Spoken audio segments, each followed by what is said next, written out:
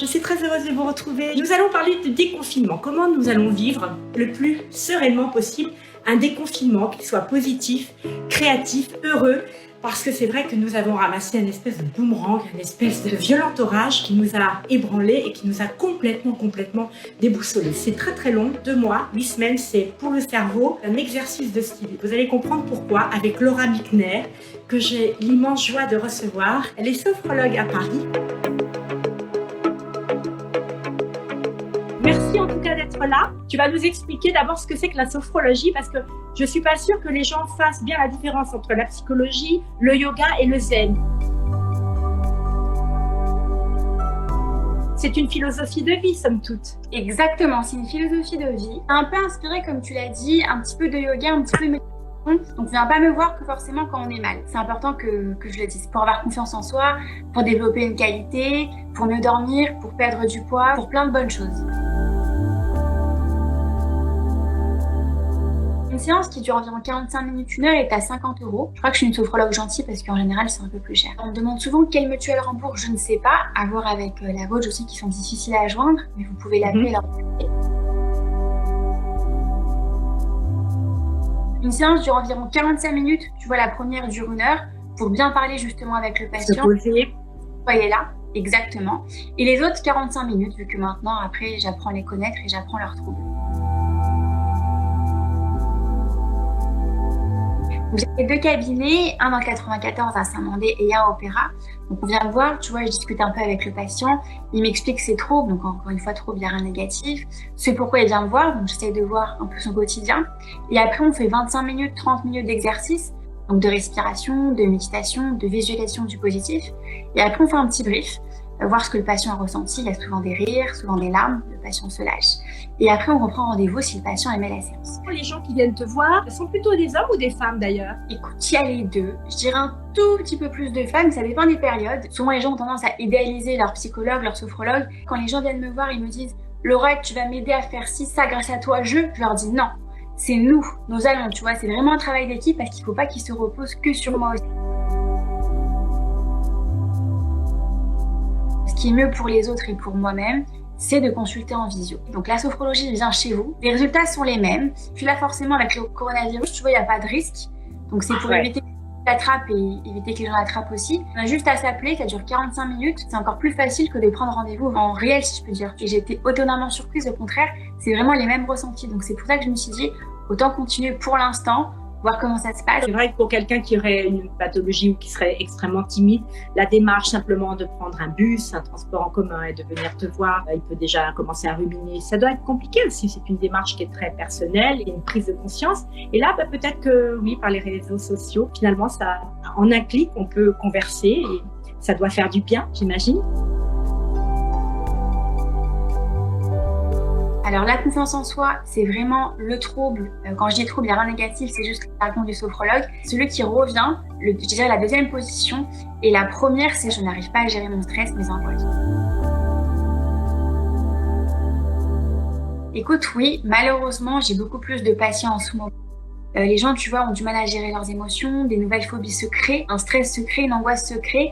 Et aussi les kilos. Les Français prennent en moyenne 2,5 kilos, ce qui n'est pas énorme, mais ils ont du mal à gérer leurs émotions, ils mangent leurs émotions, tu vois, soit parce qu'ils s'ennuient, soit parce que ils sont heureux, soit parce qu'au contraire ils sont tristes, et c'est pas forcément la bonne raison pour manger. Effectivement, il faudrait commencer de la méditation pour pouvoir contrôler ses émotions, et lorsqu'on contrôle ses émotions, forcément on contrôle sa faim et les grignotages. J'ai observé qu'en faisant de la méditation, même ne serait-ce que 10 minutes par jour, c'est l'accoutumance, c'est le fait de travailler tous les jours qui va t'amener justement ce nouveau bonheur, ce nouveau bien-être et cette espèce de maîtrise que quand on sent par exemple un stress, on se sent pas bien. Donc la méditation, c'est vrai que ça aide beaucoup à se recentrer.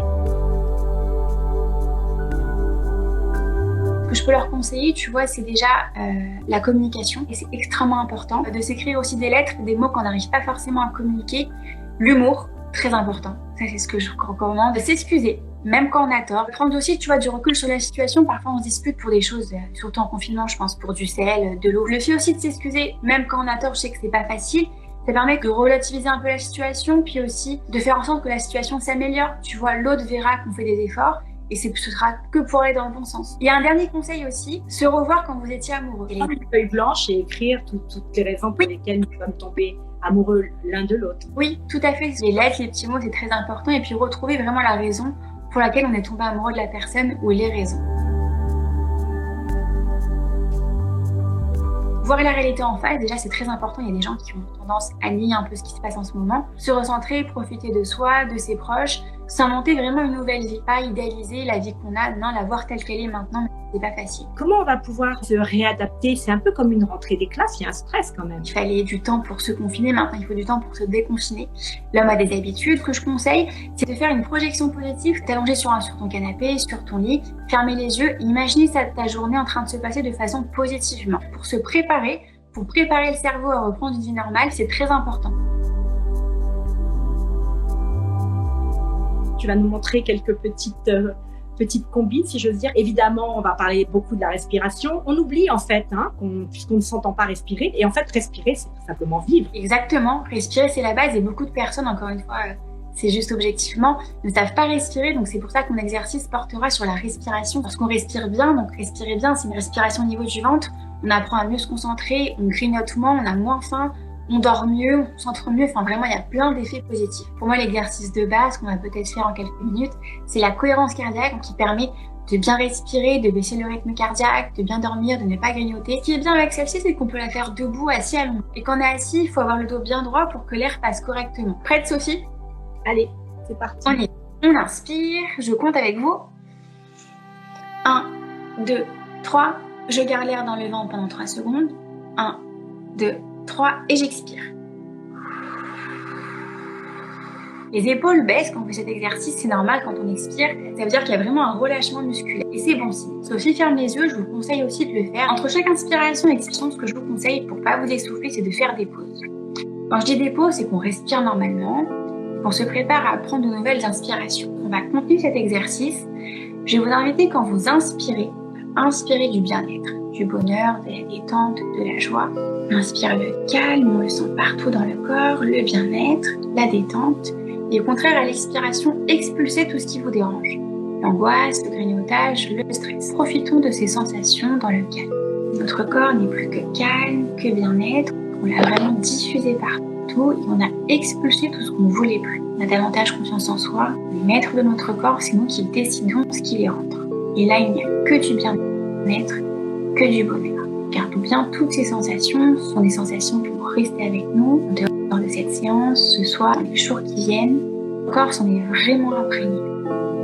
Et tout doucement, vous ouvrir les yeux pour revenir avec moi, et avec Sophie. Ça fait du bien. En fait, tu sais Laura, d'abord merci.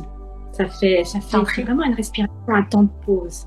C'est vraiment, c'est très en adéquation avec ce que l'on vient de vivre finalement. C'était vraiment un temps de pause qui nous a été imposé. Je voulais en tout cas te remercier vivement Laura pour ta générosité, pour ta douceur. C'est un vrai bonheur de t'entendre et de te voir. Vraiment merci. Du fond du cœur. On peut obtenir un rendez-vous sur Doctolib. Tu as une page Instagram. Mais merci à toi. Prends soin de toi et surtout vous faites une belle rentrée en douceur, à votre rythme. Voilà. Faites du mieux que vous pouvez. Vous êtes toujours très bien. C'est aussi important de se complimenter, n'est-ce pas? Parce qu'on est souvent un peu méchant avec soi-même. On est très sévère. Très important, Sophie. On se trouve mou, on se trouve gros, on se trouve pas assez cultivé. Ça aussi, on peut le gérer avec la respiration ou tu as d'autres techniques. Oui, il faut venir te voir pour ça. Merci à vous tous et à vous toutes. Je vous embrasse. Bonne rentrée.